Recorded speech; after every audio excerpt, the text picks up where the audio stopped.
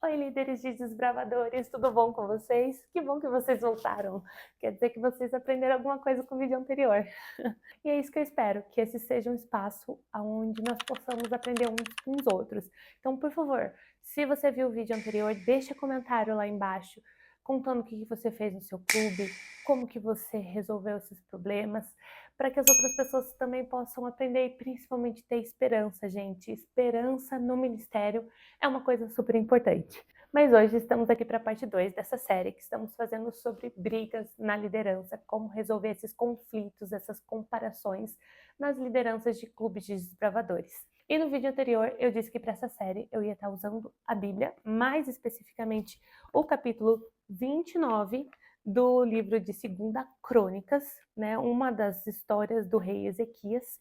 E é bem esse momento que ele se torna rei e ele percebe que mudanças precisam ser feitas, ok? Então, assim, você aí, diretor, conselheiro, capelão como eu, se você percebeu isso e você tá aqui, viu o primeiro vídeo, percebeu que tem muito conflito no seu clube e voltou e você quer conselhos práticos do que fazer, esse é o vídeo para você. Hoje nós vamos começar com a parte prática, porque se você resolveu os seus BOs, como era para você ter resolvido na semana passada, ok? Se você colocou em oração, se Deus revelou quais eram os caminhos tortuosos do seu coração, da sua identidade, da sua autoestima, de tudo, vamos junto nessa caminhada, porque assim, nós sempre temos mais para aprender com Deus, ok? Então vamos lá. Então vamos seguir com o rei Ezequias, ok? No vídeo anterior, eu falei para vocês de como o rei Ezequias percebeu que tinha um problema, que era a falta de santificação, de se separar, ok? Fazer esse movimento de santificação, tirar de mim o que me faz ficar longe de Deus, me faz ficar longe do que Deus quer que eu seja, da imagem e semelhança que era para eu estar reproduzindo dele, né? Porque o padrão é ser igual a Jesus, né? E aí ele fala, só que ele fez isso com ele, Ezequias, então você fez com você, e aí ele abre esse convite para os levitas e sacerdotes. E a Bíblia vai dizer no verso 12, lá no verso 12, você vai ver que minha Bíblia tá toda marcada, gente. Tá aqui, ó, em amarelozinho. Tá manchada essa parte, mas assim, usei um lápis. E aí, fiz, segundo a minha irmã, um traje que é desenhar na Bíblia. Ai, desfoquei total. Mas vamos lá. Esses aí em amarelo são as pessoas que decidiram, tá? Os levitas que decidiram responder ao rei, ao convite do rei. Percebe? São 14 homens. Matias, Joel, Quis, Azarias, Joá, Éden, Sirim e Joel, Zacarias e Matanias, Jeuel, Simei, Semaías e Uziel. 14 homens, de mais de centenas de levitas e sacerdotes que trabalhavam no templo. Só 14 pessoas aceitaram o convite do rei. Então percebe aqui, essa é a primeira coisa que eu vou te falar. Você vai convidar a sua diretoria. Para quê? É a pergunta, né? É a pergunta. Antes de eu entrar nesse parênteses, vai convidar eles para quê? Vai chegar para eles, vocês precisam se santificar. Uma palavra vaga, né? O que significa santificar na prática, Morgana? Então vamos lá. A prática está no próprio verso 15. O verso 15 diz: congregaram os seus irmãos, santificaram-se e vieram cumprindo a ordem do rei, segundo as palavras do Senhor, para purificar a casa. Presta atenção. A Bíblia está te dizendo o que você vai fazer. Ela está te dizendo quando o problema está nos líderes de um ministério, a solução está em congregaram. Congregaram, se uniram, se juntaram. Para quê? Não para comer junto. Entende? Eles não se juntaram para fazer junta-panelas. Eles não fizeram uma reunião de diretoria para apontar todos os problemas e todas as faltas e todos os pecados de todo mundo, dar uma bibliada na cara deles e falar, melhorem. Não foi para isso que eles se juntaram. A palavra aqui é congregaram, porque essa reunião tinha um objetivo, santificação coletiva. Eles se juntaram para juntos perceber o que eles precisavam tirar do meio deles e o que eles precisavam colocar no meio deles, juntos. O que vocês precisam? Qual que é a solução aqui? Bíblia. Estudo bíblico. Então, congregar aqui, gente, significa que vocês vão ter que fazer um estudo bíblico juntos, um pequeno grupo de vocês. E sabe por que isso? Porque não adianta você fazer uma lista de todos os problemas, chegar para eles e pontuar. Não adianta você trabalhar como se você fosse o administrador mais perfeito, que sabe identificar o problema e dar a solução e chegar para eles e apresentar. Porque você não convence ninguém. Quem convence, segundo a Bíblia, é o Espírito Santo. O Espírito Santo nos convence do pecado, da justiça e do juízo. Não é você. Não importa quantas listas você fizer, quantos sermãos você pregar. Eles só vão ouvir quando o Espírito Santo falar com eles. Porque é ele que convence do pecado, da justiça e do juízo. E é ele que nos dá o querer mudar e depois o efetuar, o conseguir mudar. Então você não é a solução, percebe? É o Espírito Santo. Você precisa colocar o Espírito Santo na sua frente. Sabe por quê? Porque você não convence ninguém. Você não foi chamado para converter ninguém. Você foi chamado para pregar a cruz de Cristo, como diz lá em 1 Coríntios. Afinal, Cristo não me chamou para batizar, mas para pregar o Evangelho. Olha a diferença. Pregar o Evangelho, não para batizar. Pregar o Evangelho, mas não com sabedoria humana. Para que a cruz de Cristo não seja esvaziada. O que isso significa? Que não importa quanta teologia você tem. Não importa se você sabe o grego, o hebraico, sabe? Não importa. Você ficar usando esses recursos só esvazia a cruz de Cristo, o poder dele. Porque quem convence é o Espírito Santo. Você foi chamado para ser testemunha. Testemunhar do que Deus está fazendo na sua vida. É aquilo que a gente falou no primeiro vídeo. Você é a imagem e semelhança de Jesus? Você é o exemplo do que deveria estar sendo feito? Você trata eles com amor e não julgamento? Então é isso. Se você é isso, você está pregando a cruz de Cristo. Entende? E aí o batizar, o converter, é função do Espírito Santo. Mas aí você fala, como que a gente vai estudar a Bíblia junto? Se eles não vão para o culto, se eles não estão na escola sabatina, porque a escola sabatina, essa é a função da escola sabatina. É pequenos grupos semanais, onde nós vamos contar a nossa semana, pedir oração, dar agradecimentos e dar exemplos de como a gente colocou aquilo em prática durante a nossa semana, de como a nossa fé se posicionou, de como nós oramos, de quais são os nossos problemas. Mas eles não estão na escola sabatina, porque é muito cedo, porque eu não gosto, tantos motivos, não é verdade? Aí você fala, como que eu vou fazer isso? Simples. Você vai ter que fazer um outro horário, um outro dia, um estudo bíblico, só para a diretoria do clube. E aí a gente bate em outro ponto, certo? Eu tenho que dar outro dia da minha semana para essa liderança. Eu não fui chamado para pregar para adulto. Eles são adultos, eles já são batizados, eles já são convertidos, eles são líderes. Eu tenho que chegar para eles e falar, estude sua Bíblia? Eu estudo a minha Bíblia. Eu, no meu quarto, dentro da minha casa, eu tenho um relacionamento com o Espírito Santo. Eu deixo ele me corrigir. A única coisa que eu estou pedindo é que eles sejam adultos, maduros e estudem a própria Bíblia. Eu pedi um mínimo para líderes de desbravadores, para pessoas que se dizem cristãs, certo? Errado, né? Porque eles não estão fazendo o mínimo. Eles não estão fazendo o mínimo. E se tem uma coisa que eu aprendi nesses 14 anos de clube, é que Deus nos chamou também para educar a diretoria. Deus nos chamou também para educar a liderança do clube. E não só os desbravadores. Ele nos chamou também para testemunhar para eles. E ensinar a eles o que é ser um verdadeiro discípulo de Cristo. Porque sim, eles não são crentes maduros. E uma realidade que a gente tem, não sei se é só eu aqui em Curitiba, mas assim, grande parte das diretorias de clube não frequentam a igreja com frequência no sábado. Muito menos nos outros cultos, né? Mas assim, no sábado não vão para a escola sabatina ou para o culto, né? E por N motivos, né? Sim, eu considero o domingo do clube um culto. A palavra de Deus é aberta, a gente serve, a gente ministra na vida das pessoas, a gente cuida, tanta coisa é feita, certo? É um culto. Domingo de clube é um culto. Mas é um culto que é todo pensado e formatado de crianças de 10 anos para adolescentes de 16 anos, para responder às questões dessa faixa etária. O próprio estudo bíblico, esse aqui é o da minha associação, né, desse ano. O próprio estudo bíblico, ele é feito para quem está no leite espiritual, para quem está aprendendo. Então, assim, por mais que ele mude todo ano, ele sempre é sobre as 28 doutrinas. São sempre os mesmos versos. Ah, Morgana, isso não é justo, porque esse ano é o game.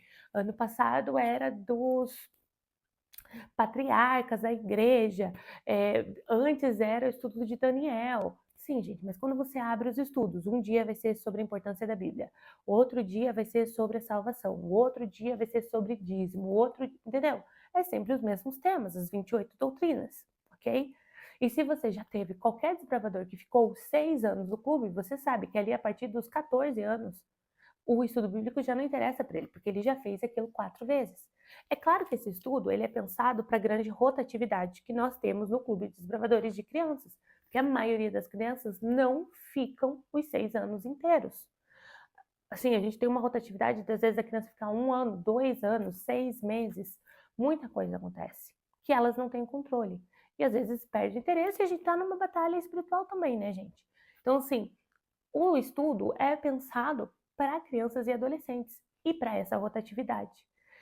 A meditação é feita para crianças e adolescentes, para as demandas deles.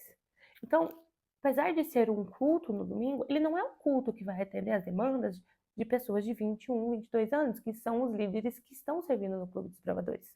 Ou pessoas de 30, 50 anos, né, que também é outra faixa etária de muitos líderes que nós temos dentro do clube.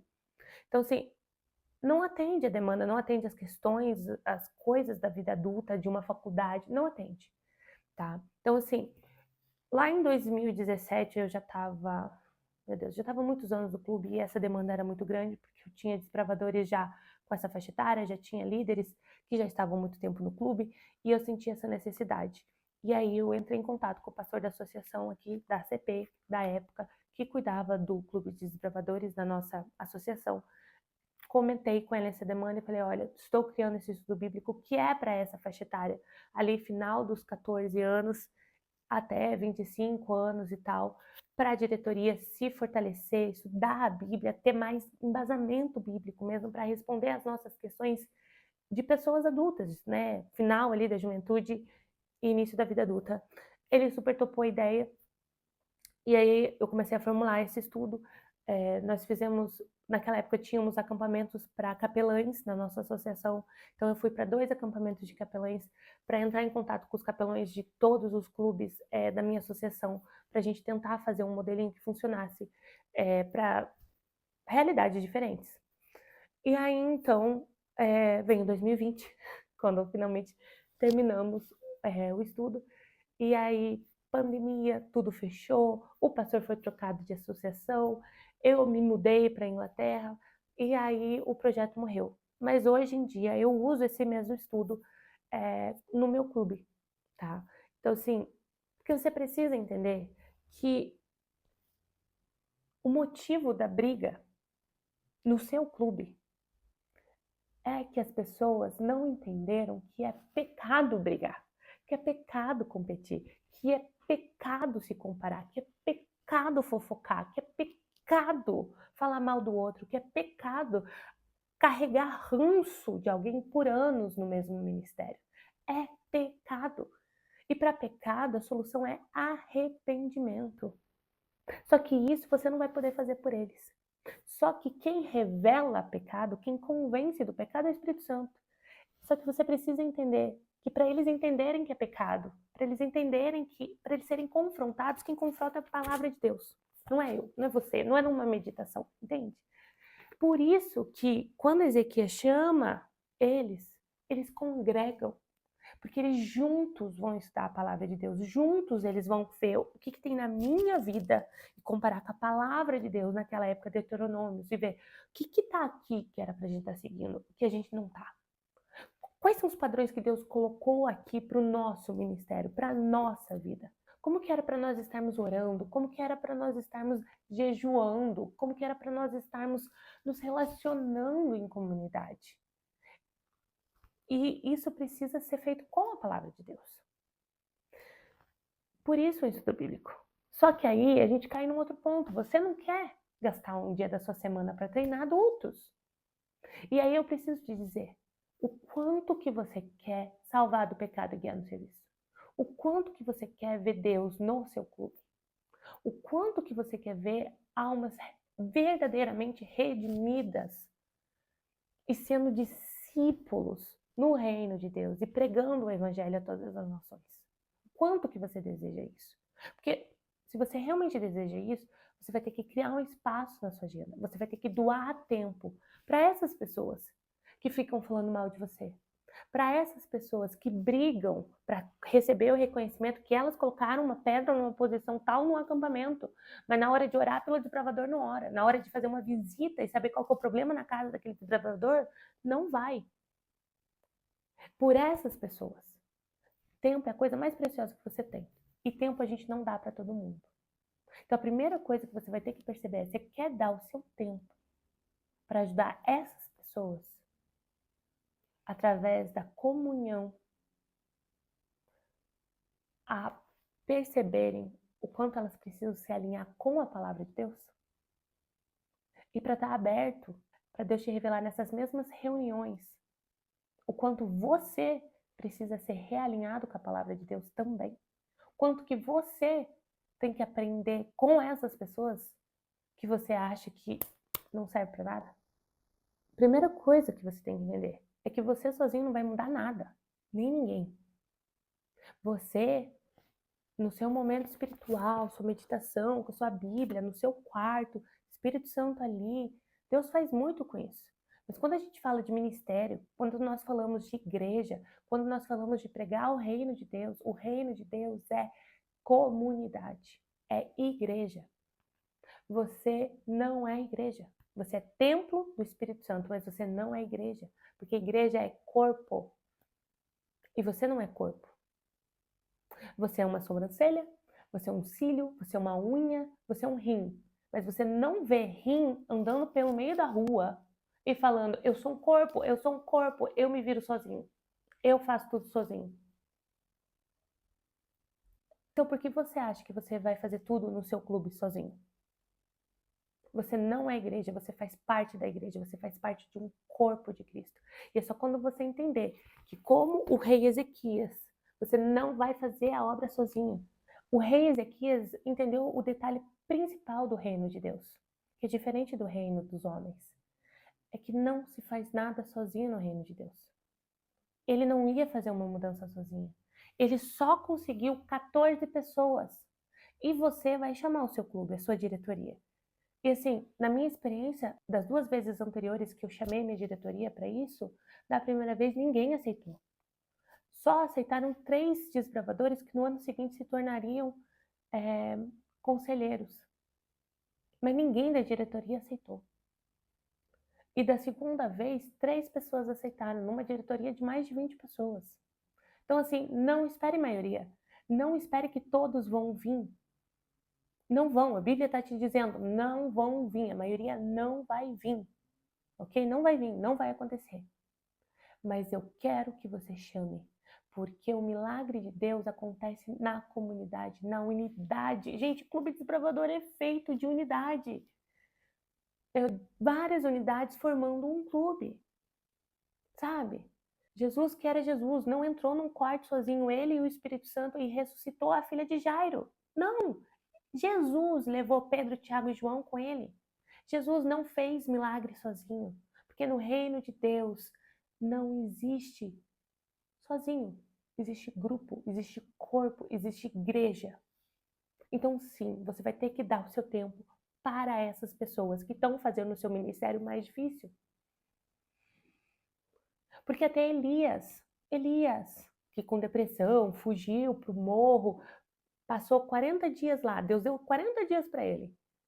Mas assim que os 40 dias passaram, e com jejum, tá, gente? Detalhe, tá? Curou depressão com jejum. Mas isso é tema para outro vídeo. 40 dias Deus deu para ele de solidão, solitude e ele sozinho. Depois ele falou: agora você desce, porque agora você vai discipular Eliseu. Você vai gastar o seu tempo ensinando outra pessoa a ser um líder melhor do que você. E aí ele vai com Eliseu para uma casa de profetas e lá eles vivem e ele discipula Eliseu por mais de 7 anos. E você no seu clube acha que a mudança vai vir sem você doar o seu tempo. Sim, para uma diretoria perdida, imatura, que não gasta tempo, que podia fazer sozinha no quarto. Podia, mas não vão fazer. E Deus está te falando, congreguem. Congregaram, santificaram e vieram. Todos verbos no plural. Porque Deus age na unidade da igreja. E aí diz que eles purificaram a casa do Senhor. Percebe? Dica básica, tá, gente? O estudo bíblico não é para você começar a apontar os defeitos e os pecados de cada um, tá? Porque quem diz o que precisa ser santificado e o que precisa ser retirado do meio deles é Deus, tá bom? E outra coisa, não é para você chegar pro Joãozinho e falar: ah, você precisa parar de ouvir o seu funk favorito. Mariazinha, você precisa apagar todos os seus contatinhos, esses 30 piá que você fica conversando aí. Pro povo que não é de Curitiba, piá é moleque ou menino, né? Que você fica conversando aí, porque isso não é... Não é você que vai falar isso. Percebe que quando ele fala que eles se santificaram, vão falar coisas que eles tiraram da casa do Senhor. Porque a santificação é sobre o ministério. Coisa que Deus quer que a gente tire da nossa vida pessoal, o Espírito Santo vai falar individualmente para cada pessoa. Não é para você ficar apontando o pecado dos outros, tá bom? É para sentar e verem juntos o que vocês têm que mudar no clube de vocês. O que precisa ser santificado, o que precisa ser separado para Deus. Por exemplo, ranking de clube. Quer ver uma coisa que tem um monte de líder de desbravador, com lenço, com sangue vermelho de Jesus pendurado no pescoço, fazendo, mentindo em ranking.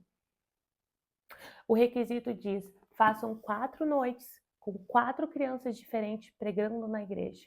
Aí você fala: muito difícil, porque esses pastores não sabem de nada, porque os tempos mudaram, as crianças não querem fazer, porque isso não acontece mais, vai dar muito trabalho, a gente fica numa quarta-feira, num domingo, isso não vai acontecer.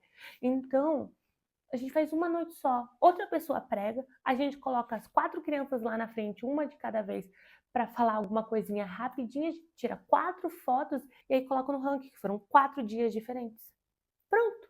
Requisito matado, porque afinal os pastores estão pedindo coisas impossíveis e a gente não vai perder Barretos porque os pastores não sabem o que estão pedindo, né? Não sabem a nossa realidade.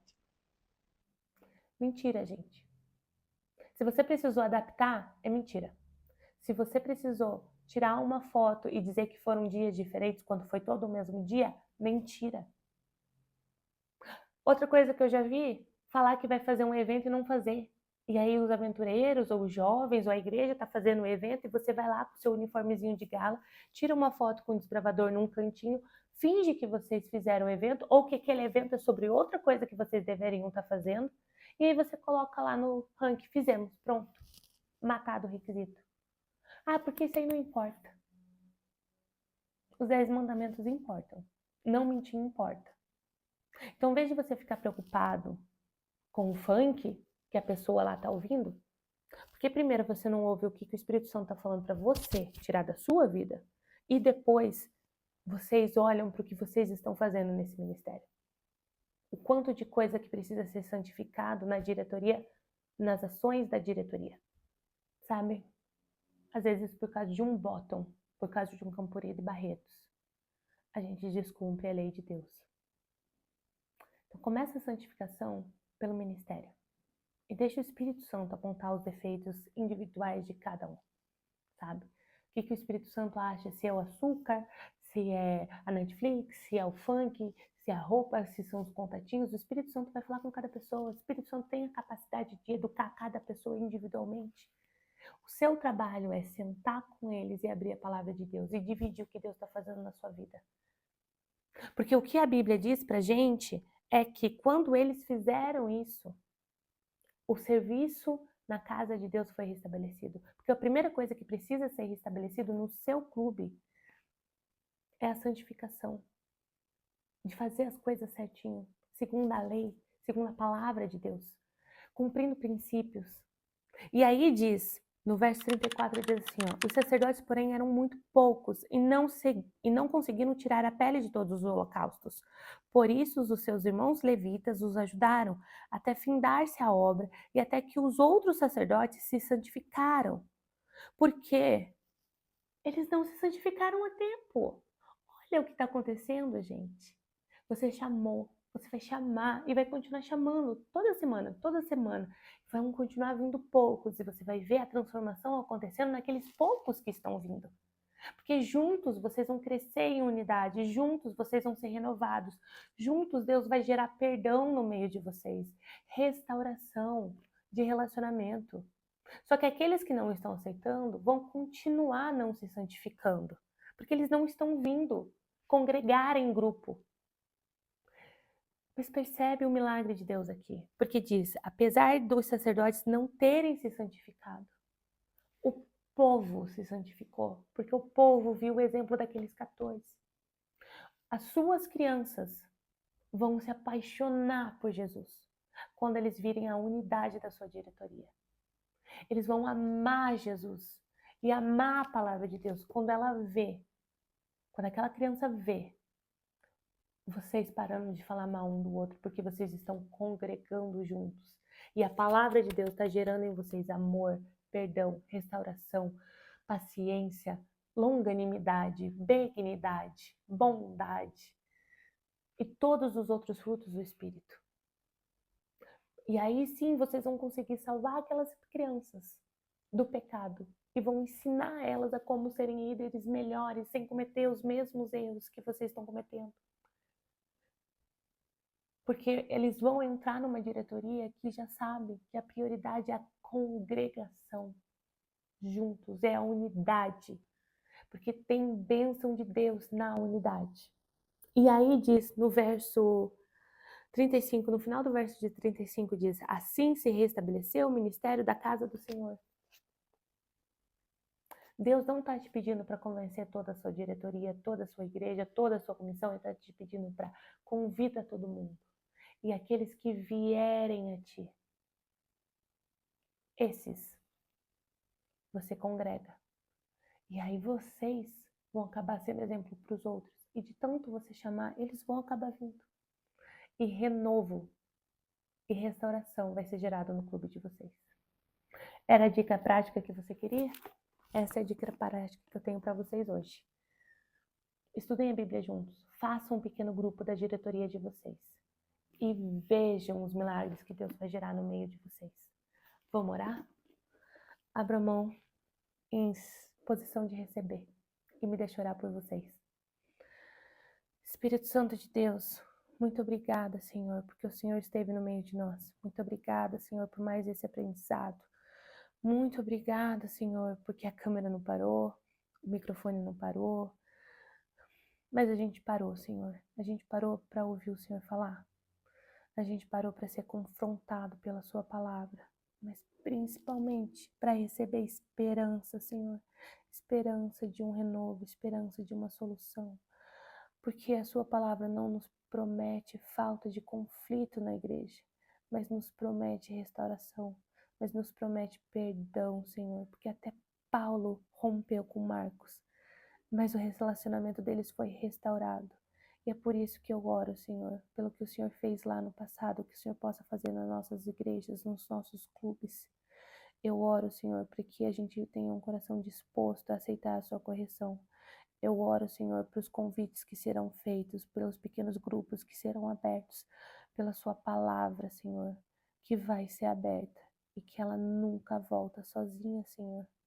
Eu oro, Deus, no nome e por amor do Senhor Jesus, para que esses clubes possam ser renovados, Senhor, e para que a gente possa ter o resultado que Ezequias teve, Senhor, do povo trazer tanto sacrifício, tanta oferta de gratidão a Deus, amar tanto a Jesus, que faltou sacerdote, Senhor. Eles vão precisar ter mais líderes nesse clube, Senhor, porque a unidade no clube deles vai gerar, Senhor, mais desbravadores.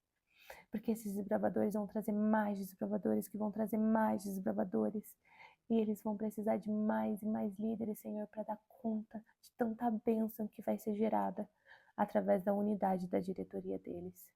É no nome e pelo amor do Senhor Jesus é que eu oro, crendo que o Senhor me ouve. Amém. Amém, gente. Espero que vocês tenham gostado. Se alguém tiver interesse, assim, nos estudos bíblicos, gente, tem um monte de estudo, a associação tem um monte de estudos dos jovens, todo ano era lançado um diferente. Caso você tenha interesse no que eu faço, coloca aqui nos comentários, eu te mando por e-mail, alguma coisa assim. São coisas simples, gente, não é difícil, você não vai ter que virar um teólogo, tá bom? É só a palavra de Deus, sabe? Às vezes você pode usar até a lição da escola sabatina, gente. Mas assim, a Bíblia precisa ser aberta, ok? E vocês precisam estudar juntos. Beijinhos, beijinhos. Até o próximo, onde nós vamos continuar falando quais são os próximos passos aí para resolver as brigas no seu clube. Graça e paz. Até a próxima vez. Tchau!